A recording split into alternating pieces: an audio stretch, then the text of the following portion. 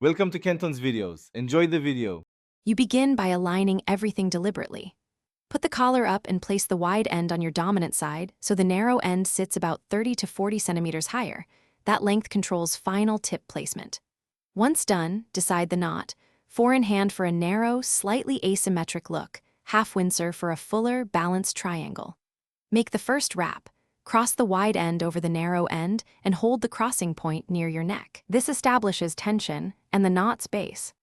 You continue by wrapping the wide end around the narrow end with controlled motion. For 4 in hand, make 1 wrap. For half Windsor, make 2 passes around the narrow end and through the neck loop. This extra pass creates bulk and a cleaner triangle.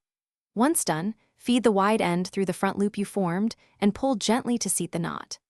Make sure to keep steady tension so fabric layers lie flat. If needed, adjust the rotations to center the knot over your collarbone. You finish by sliding the knot upward toward the collar while holding the narrow end steady. This tightens without twisting the fabric. Once snug, form a dimple by pinching the sides of the wide blade just below the knot and pulling the narrow end gently. This creates a polished fold.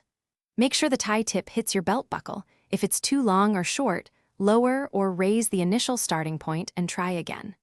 If the knot looks uneven, loosen and rewrap with 1 fewer or 1. Thanks for watching. Consider subscribing if we helped you.